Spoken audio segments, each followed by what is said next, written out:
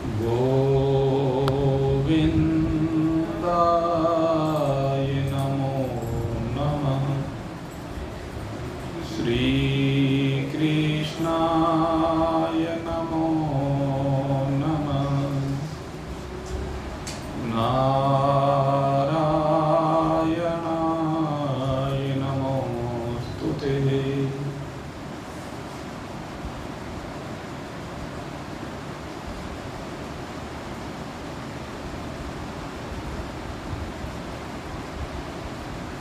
नित्यः निरंतर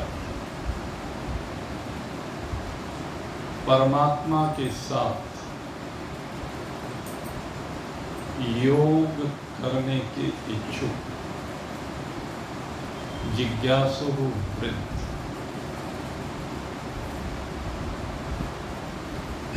कल आपने श्रवण किया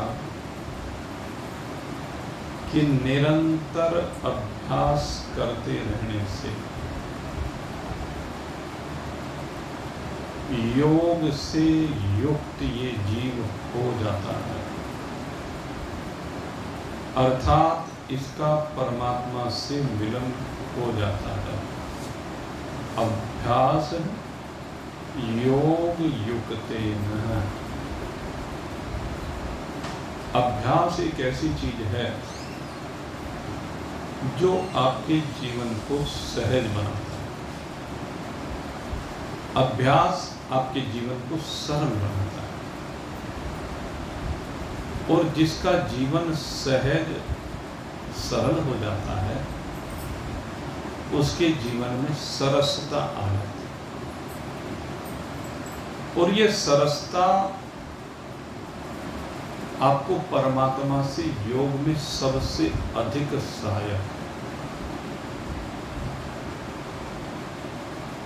जैसे जैसे चेतसः नान्यगामिनः आपका चित्त संसार से हटता, तभी ये सरसता आती है। क्योंकि संसार में सरसता नहीं। यद्यपि जितने भी संसार में पदार्थ हैं वो सहज सरल है, लेकिन आपको सरसता नहीं परोसते, समरसता नहीं परोसते। या तो अनुकूलता परोसते हैं या प्रतिकूलता परोसते हैं। अब अनुकूलता हो या प्रतिकूलता हो, उसमें समरसता तो हो नहीं सकती। और उसके पीछे कारण क्या है कि जब ये सहज भी हैं, सरल भी हैं, अब किसी को कहते तो कुछ है नहीं है। कोई पदार्थ कुछ कहता है क्या कभी? भोज्य पदार्थ कहता हो, आपके वस्त्र अलंकार आदि कहते हो, आपकी मकान दुकान फैक्ट्री आपसे कभी कुछ कहते हो? वे तो बेचारे कुछ नहीं कहते। आप कुछ भी उपयोग करो या दुरुपयोग करो, वो हर परिस्थिति में सहज सरल है। लेकिन उनकी सहजता और सरलता के होते हुए भी हम अपनी मन की परिस्थिति के कारण सहज नहीं रह पाते, सरल नहीं रह पाते, और इसी कारण से सरस नहीं हो पाते, समरस नहीं हो पाते। समरसता का सूत्र ही यही है, आप सहज और सरल हो जाएं। और वो कब हो सकते हैं? जब आपका चित्त इन पदार्थों में आसक्त नहीं होगा। अगर आपका चित्त इन पदार्थों में आसक्त हो रहा है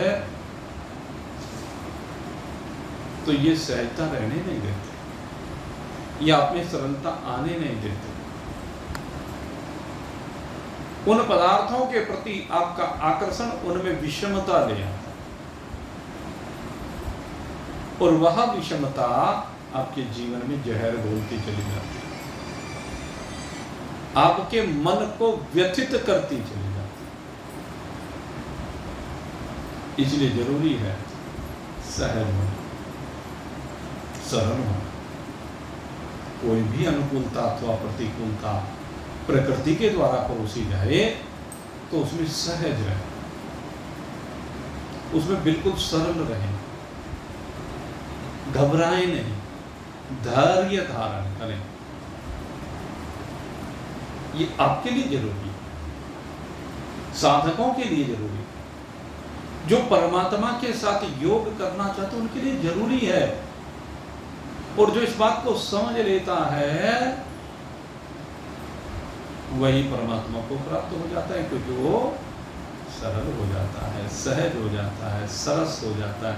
और भगवान को इस सरसता बहुत पसंद है, क्योंकि जो सरस हो जाता है उसके सारे विकार दूर हो जाते हैं, उसके अंतःकरण के सारे मैल धुल जाते हैं। और भगवान कहते हैं भाई ऐसा ही भक्त मुझे पसंद है। निर्मल मान जन सो मोहि पावा, निर्मल मान जन सो मोहि पावा, मोहि कपट छल छिद्र न भाव, मोहि कपट छल छिद्र न भाव, सरल स्वभाव न मन कुटिलाई, सरल स्वभाव न मन कुटिलाई, यथा लाभ संतोष सदा। सीधा सा सूत्र देती, जिसका स्वभाव बिल्कुल सरल हो गया है, जिसके मन में कोई कुटिलता नहीं है, जिसके मन में कोई हेरा फेरी नहीं है। सबसे बड़ी बात यही तो है, ये जो मन है ना, मन ही आपका दर्पण है। ये मन जिसने भाई सुधार लिया, इस मन को जो रास्ते पर ले आया ना, समझ लीजिए परमात्मा उससे दूर नहीं। मन में जो बार बार तरंगे उठती हैं, मन में जो बार बार विक्षेप होता है, मन जो संसार के पीछे दौड़ा फिरता है, इन संसार के विषयों को समझिए कि इनमें कुछ रखा नहीं। ये सब विनाशी हैं, ये सब क्षण भंगुर हैं, ये सब रहेंगे नहीं। फिर क्यों छल कपट करता? जो छल कपट कर रहा है भगवान उसको पसंद नहीं करते। जो छल कपट से विरहित हो गया है उसी को भगवान प्रेम करते हैं। इसलिए भगवान सबसे पहले इसी बात को कहते हैं, तो मन को ठीक कर, निर्मल मन के दर्पण तो प्रभु को दे। जिसका मन का दर्पण मैला है वहां प्रभु दिखाई नहीं देंगे, वहां विकार दिखाई देंगे। और जिसके मन का दर्पण निर्मल हो गया, निर्मल कब होता है? जब ये मन जो खिचड़ियां पका रहा, ये खिचड़ियां पकनी बंद हो जाए, ये संकल्प और विकल्प का खेल बंद हो जाए। मन के जो संकल्प और विकल्प है यही तुम्हें फंसाते हैं। इन संकल्प विकल्पों को हटाइए जीवन से, और ये तब हटेंगे जब आपकी लालसाएं समाप्त हो, जब आपकी चाहते कम होती चली जाएंगी। जितनी चाहते कम हो जाएंगी उतना ही मन नियंत्रण में आ जाएगा। इसलिए महान पुरुष कहते हैं, मन की तरंग मार लो, बस हो गया भजन, मन की तरंगे मार लो, बस हो गया भजन। सबसे बड़ी बात क्या है? मन की उठती हुई तरंगों को मार दो। समझ के द्वारा इन मन की उठती हुई तरंगों को मार डालो। कहते इससे श्रेष्ठ भजन कोई हो नहीं सकता। क्योंकि जब मन की तरंगे मर जाएगी तो मन संसार में नहीं जाएगा, और जब मन संसार में नहीं जाएगा तो जीव जो मन के माध्यम से संसार के भोगों को भोगता है, अब वो परमात्मा की ओर चला जाएगा। परमं पुरुषं दिव्य, उस परम पुरुष की ओर, उस दिव्य पुरुष की ओर चला जाएगा, जिसको प्राप्त करने की उसके मन में अभिलाषा है, उधर चला जाएगा।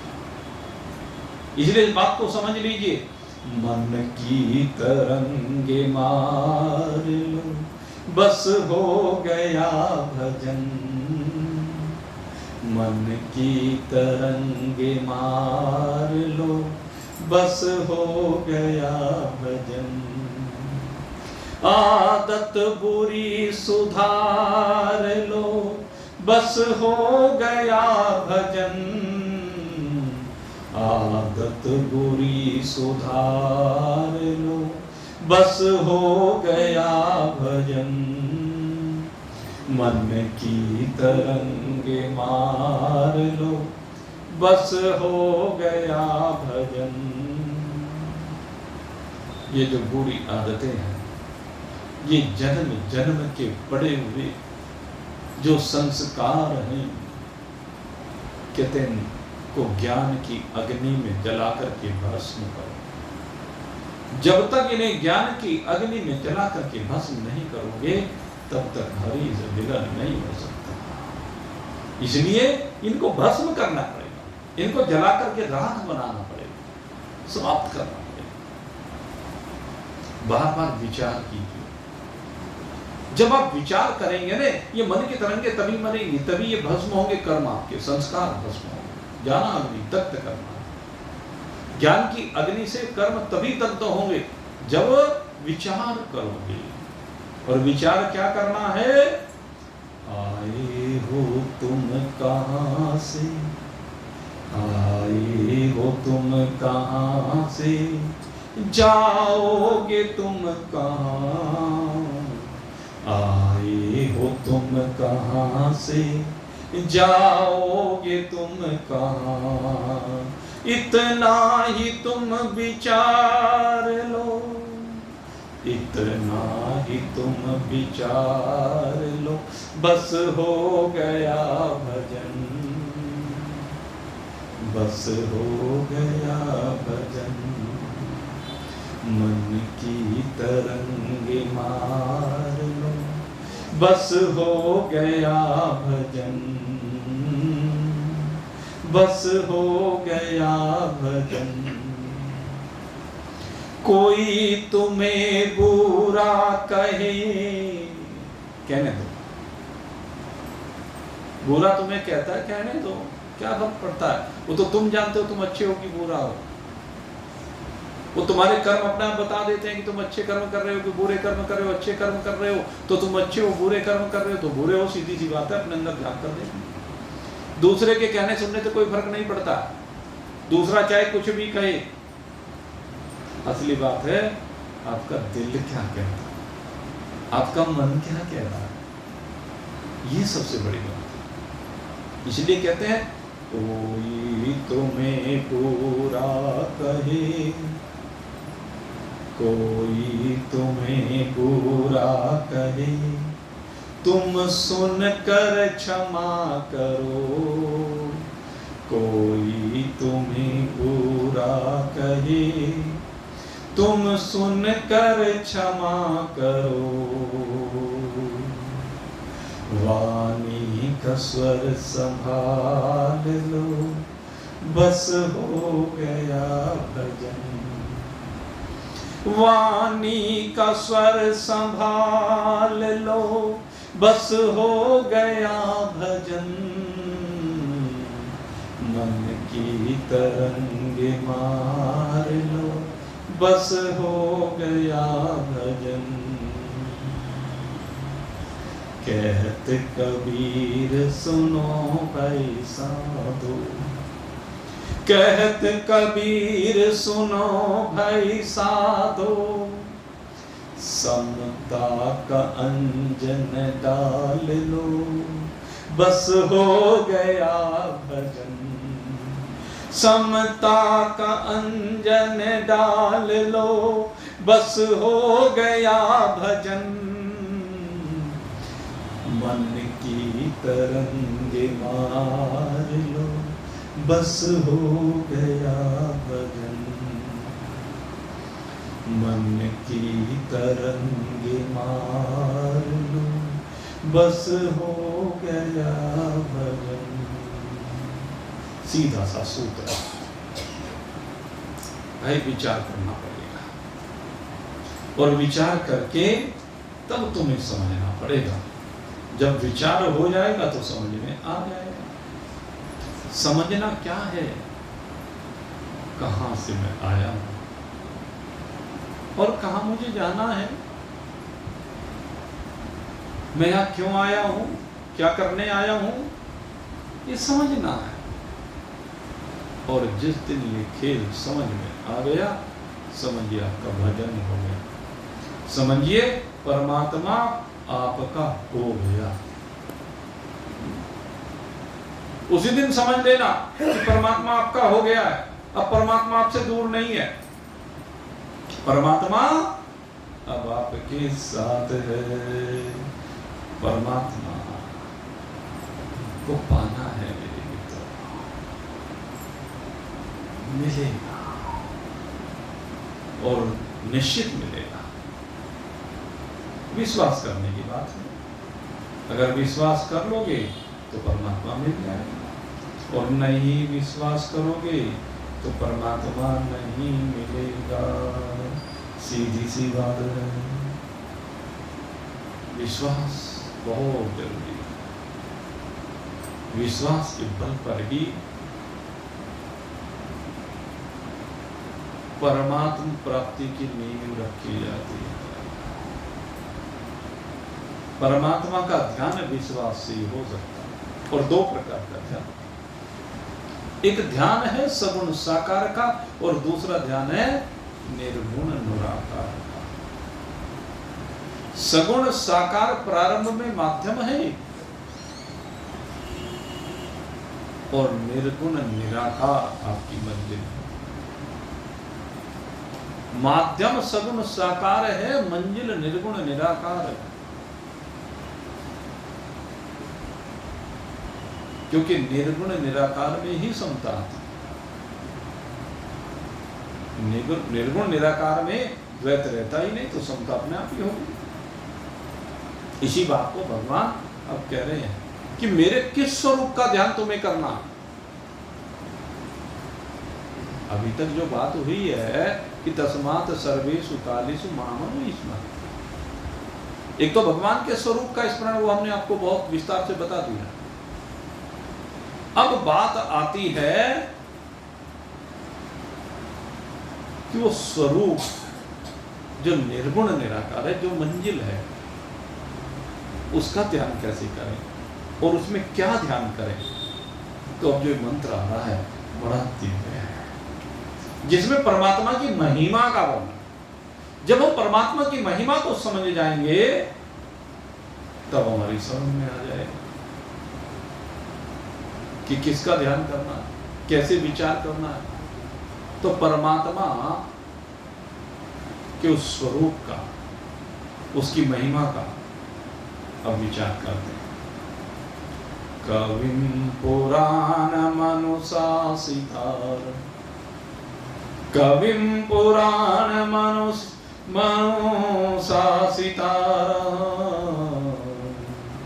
मनोरणीयां समनु स्मरेत्यः,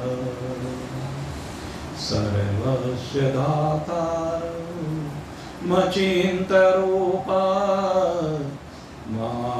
मादित्यवर्णं तमसः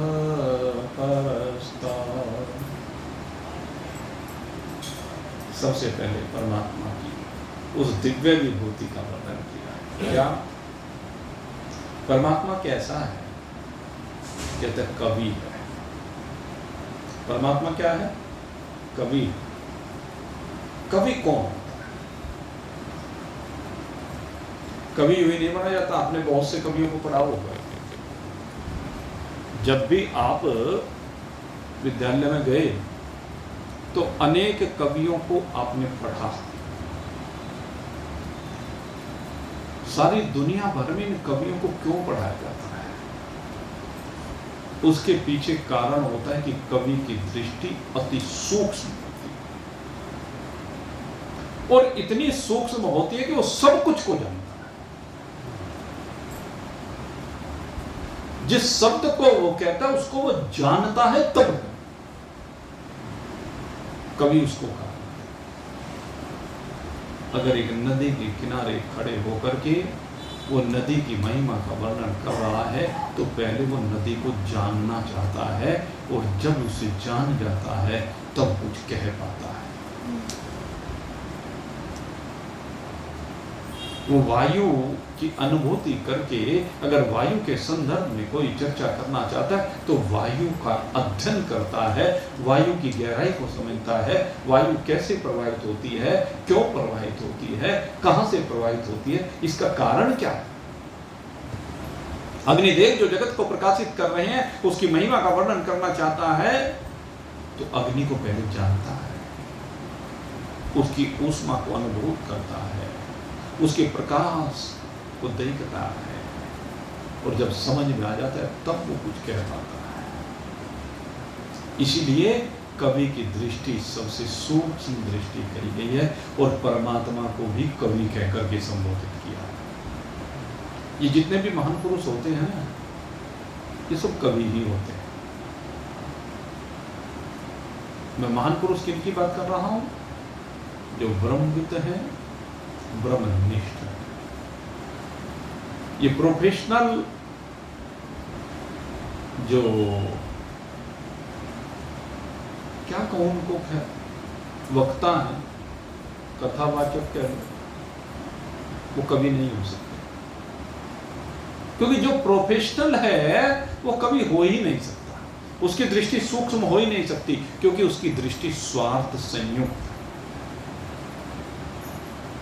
और कवि बनने के लिए निस्वार्थ होना पड़ता है, समता लानी पड़ती है। कवि की दृष्टि में चीज होती है जो एक प्रोफेशनल व्यक्ति की दृष्टि में नहीं हो सकती। उसकी दृष्टि स्वार्थ संयुक्त होने से केवल अपना हित दिखती है, उसमें अहंकार आता है, मैंपने का पुट आता है। इसलिए मैंने कहा कि जो ब्रह्मविद है, ब्रह्मनिष्ठ है।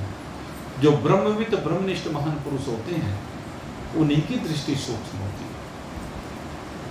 परमात्मा की सूक्ष्मता का अध्ययन करना ये कवि का कार्य है। और जो परमात्मा की सूक्ष्मता को देख लेता है कि परमात्मा कितना सूक्ष्म है। हमारे गुरुदेव कहा करते थे उसके संदर्भ में, कहते हैं परमात्मा कितना सूक्ष्म है। कहते हैं सब जीवों में चींटी को छोटा माना गया है, वैसे तो उससे छोटे भी बहुत जीव हैं। कहते हैं जो चींटी में भी रहता है और बड़े से बड़े हाथी में भी रहता है। कहते हैं वो उन कणों में भी रहता है जो धूप में किसी झरोखे से आते हुए उस धूप में दिखने वाले कण हैं, उनमें भी रहता है उसी रूप। जिस रूप में हाथी में रहता है उसी रूप में उसमें रहता है। कहते जिस रूप में सृष्टि के एक एक कण में रहता है, पृथ्वी में रहता है, जल में रहता है, आकाश में रहता है, वायु में रहता है, अग्नि में रहता है, ब्रह्मांड में रहता है, समस्त सूरज चांद सितारों में रहता है, नदी नाले पेड़ पर्वत में रहता है, उसी प्रकार से उन छोटे से छोटे कण में रहता है। उतनी ही रस के साथ, एक रसता के साथ, समता के साथ, ये है परमात्मा का वास्तविक स्वरूप। हमें परमात्मा को देखना तो इतनी सूक्ष्म दृष्टि करनी होगी, उस सूक्ष्म दृष्टि के द्वारा अनुभव करना होगा कि परमात्मा कितना व्यापक है, परमात्मा कैसा अद्भुत है, परमात्मा का तेज कैसा दिव्य है। और इसके लिए मैं एक उदाहरण दिया करता हूं। अभी 2 दिन पहले तक बड़ी भयंकर लू चल रही थी ना। और जब आप घर से बाहर निकलते थे तो सारा शरीर जलने लगता था, ऐसा लगता था जैसे जल गया, अंदर से भी और बाहर से भी। शरीर के अंदर से भी गर्मी निकलने लगती थी। निकल रही थी कि नहीं निकल रही थी? कोई अंग ऐसा था जिसमें ये ऊष्मा, शरीर का कोई भी अंग ऐसा था क्या जिसमें ये ऊष्मा प्रविष्ट ना हुई हो? शरीर के रोम रोम में आपको इस गर्माहट का अनुभव हो रहा था कि नहीं हो रहा था? क्या कोई अंग ऐसा था जहां पर वो गर्मी ना हो? क्या धरती का जो हमारा क्षेत्र, जैसे हम कहें अलग अलग क्षेत्र की बात है, यहाँ पर जहां भी निकल जाएं वहीं पर वो अग्नि आपको आग उगलती दिखाई दे रही थी कि नहीं दे रही थी? तो उससे क्या सिद्ध होता है कि उस समय अग्नि कण कण में व्याप्त थी। जिस प्रकार से ये अग्नि कण कण में व्याप्त थी, वो तो कुछ समय के लिए थी, हर समय नहीं कि इसी में बैठे तो अग्नि शांत हो गई। लेकिन कहते हैं ये परमात्मा इतना सूक्ष्म है, इतना सूक्ष्म है कि उस अग्नि में भी बैठा हुआ। शरीरों में तो बैठा ही हुआ है, उस अग्नि में भी बैठा है। और उस परमात्मा की सबसे बड़ी विशेषता यह है कि यह अग्नि तो शांत हो जाती है, लेकिन वो शांत नहीं होता, वो सदा रहता है। वो कण कण में विराजमान होकर के सदा रहता है, इसलिए उसको नित्य कहा है। और एक सबसे बड़ी विशेषता परमात्मा की क्या है कि वो सब में सदा तो रहता ही है, लेकिन एक रस रहता, उसकी एक रसता कभी घटती बढ़ती नहीं। 24 घंटे परमात्मा बिल्कुल एक जैसा, उसमें विषमता नाम की चीज है। तो यह है दृष्टि।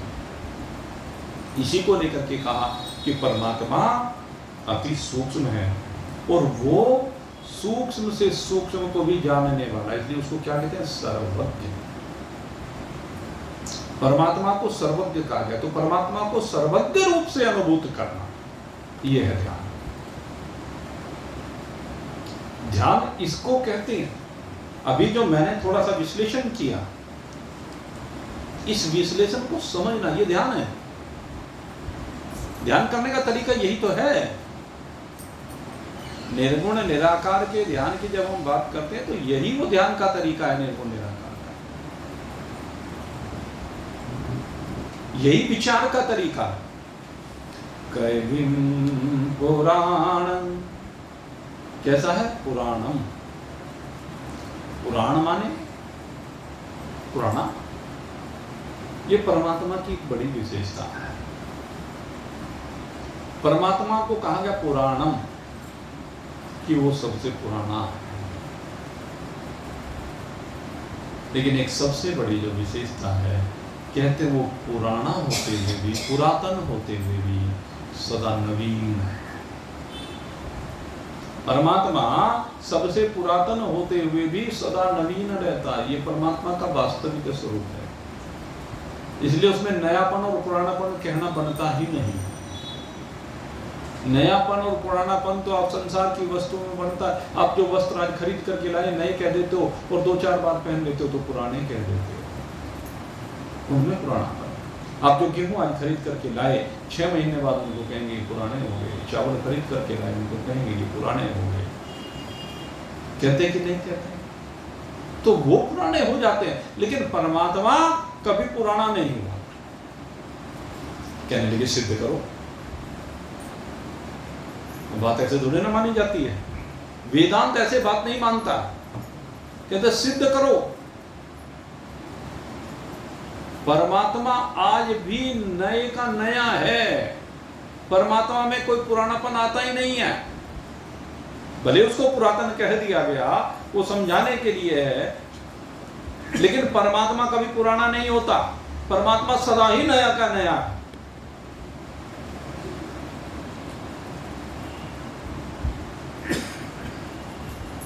कहने लगे कैसे माने? तो मैंने आपको बताया, परमात्मा को आप जो मानते हैं, किस रूप में मानते हैं? अगर सगुण साकार रूप में मैं कहूं, जिस भी रूप में आप मानते हैं भगवान नारायण, आपके माँ बाप ने उसी रूप में माना या दूसरे रूप में माना? परमात्मा मान लीजिए भगवान नारायण का चतुर्भुजी स्वरूप क्षीर सागर में शेषैया पर विराजमान, जिस रूप की आप कल्पना करते हैं, जिसको आप ध्याते हैं, जिसके लिए मंत्रोच्चारण करते हैं, जिसके नाम का संकीर्तन करते हैं, वो परमात्मा। आपके माता पिता भी उसी को मानते थे ना? आपके बाबा दादी भी उसी को मानते थे। बाबा दादी तो बूढ़े हो गए, चले गए, माता पिता भी बूढ़े होकर के चले गए, आप भी बूढ़े होकर के चले जाएंगे। आपने अपने सामने अपने बाबा को बूढ़े होते देख लिया, लेकिन जरा अपने बाबा से पूछ के देखना, उनका जो नारायण है और आपका जो नारायण है वो बूढ़ा है कि जवान है? विचार कीजिए। वो उनके साथ बूढ़ा हुआ क्या?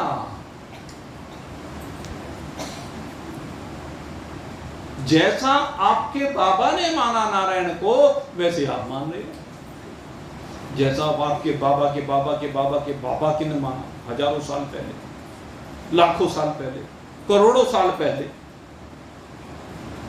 जैसा माना वो तो आज भी वैसे का वैसे ही।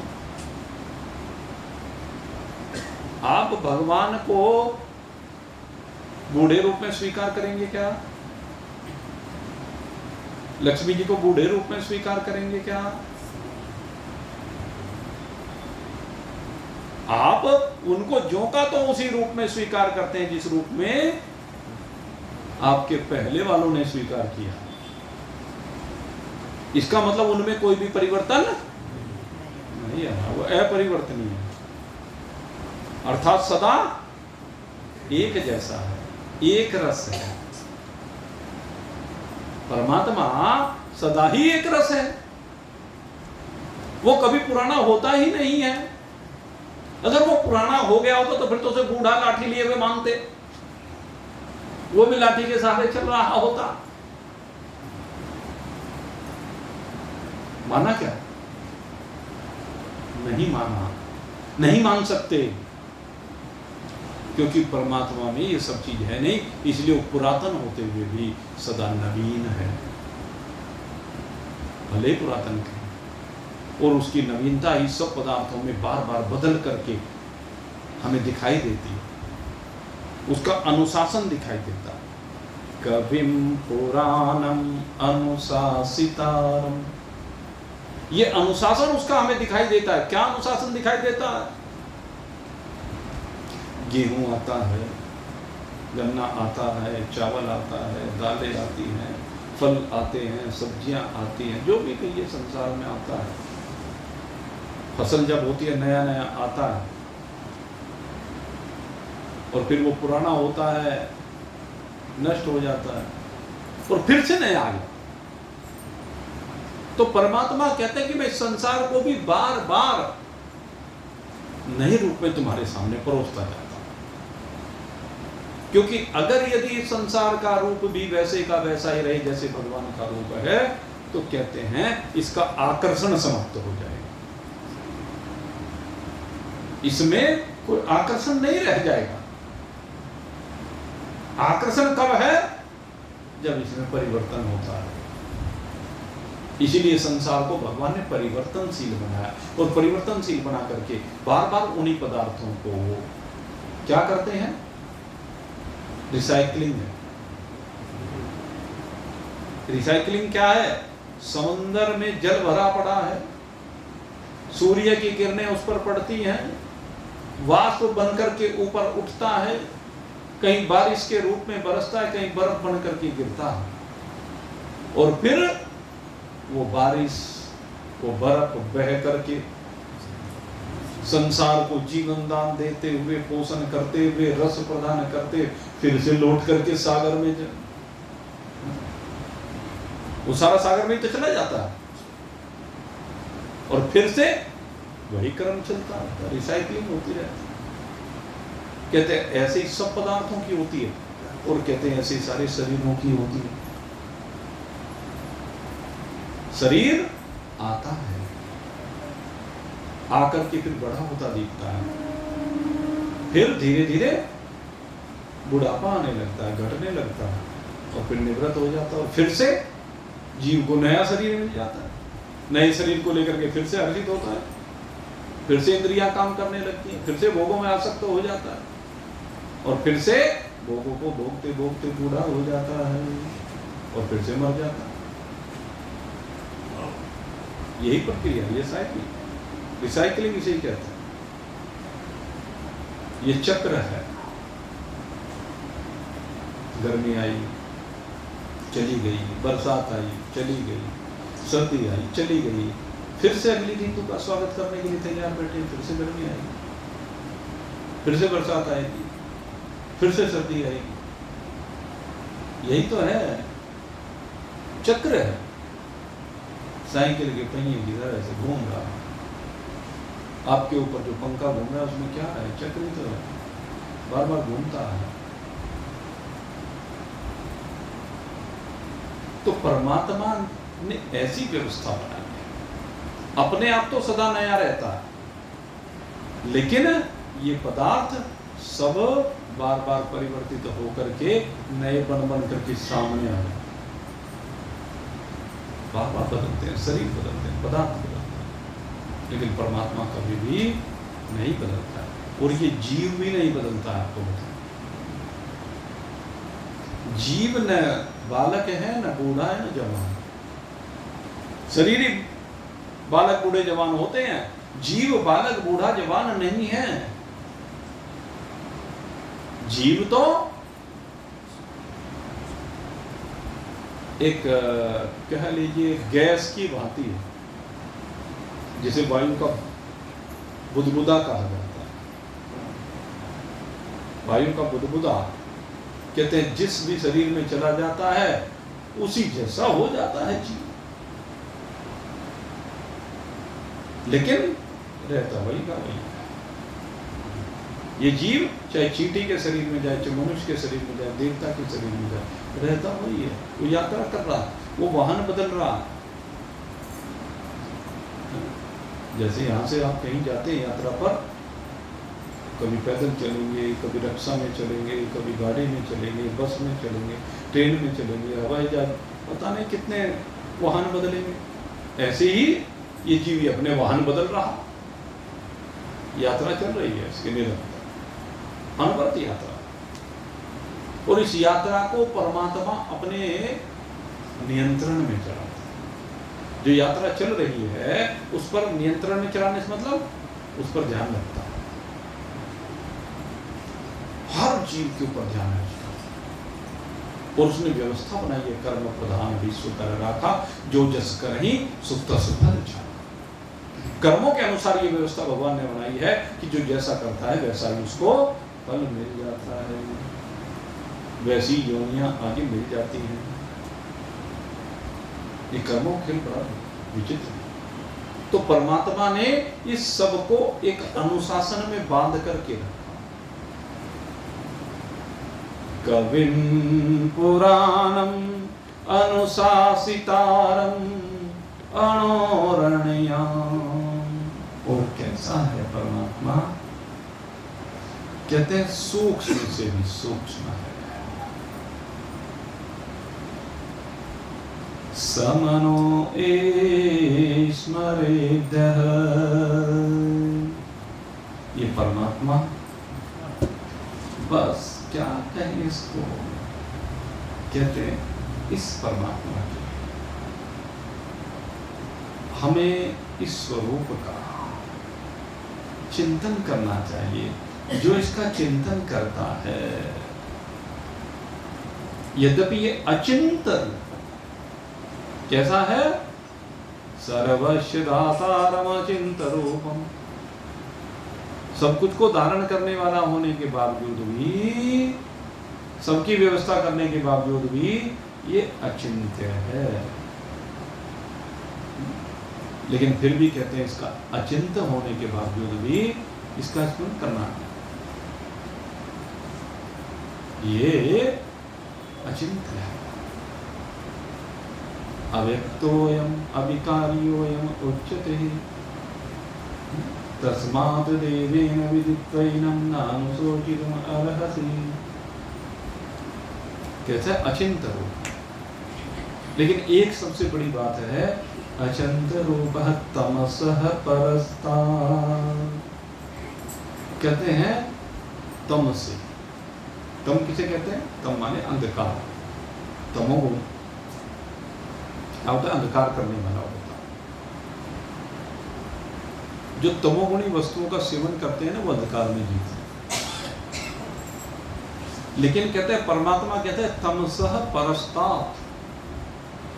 कहते हैं वो तम से बिल्कुल विरहित है, उसमें तम का प्रवेश नहीं है। इस पृथ्वी पर दिन में उजाला हो जाता है, रात्रि में अंधकार हो जाता है, लेकिन परमात्मा में कभी भी अंधकार नहीं होता। कारण क्या है? जैसे हीरा है, हीरा चमकता है, उसमें दिन और रात का प्रभाव पड़ता है क्या? वो तो जैसा दिन में चमक रहा होता है ऐसे रात्रि में चमक रहा होता है। बस फर्क ये है हमारी दृष्टि का फर्क। दिन में सूरज की धूप में अगर हीरे की चमक देखने लगो तो वो कुछ दिखाई, लेकिन वही रात्रि में अंधकार में सब लाइटें बुझा करके रख दो तो उसकी चमक कितनी सुंदर लगती है, कैसे वो चमकता है। लेकिन उसकी चमक वही दिन में है, वही रात्रि में, वो स्वयं प्रकाश। ऐसे ही परमात्मा स्वयं प्रकाश है। परमात्मा में अंधकार का लेश भी नहीं आता। सूर्य में कभी अंधकार होता है क्या? सूर्य में कभी भी अंधकार नहीं है। सूर्य का प्रकाश हर दिशा में प्रवाहित होता है। वो तो आग का एक गोला है, जिधर से देख लो उधर से दिखाई देगा जो का, और वो प्रकाश 24 घंटे निकल रहा है। ऐसा नहीं कि सूर्य का प्रकाश केवल यहाँ दिन में दिखाई देता है तो फिर बाद में ये सूर्य छिप गया। छिपता नहीं है सूर्य कभी। कुछ चीजें भगवान ने ऐसी बनाई है जिन्हें रेस्ट दिया ही नहीं। अगर यदि वो विश्राम करने लग जाए तो सृष्टि तबाह हो जाए। सूर्य नारायण अगर यदि रेस्ट करने के लिए चला जाए सृष्टि का विनाश हो जाएगा। वायुदेव अगर रेस्ट करने के लिए चले गए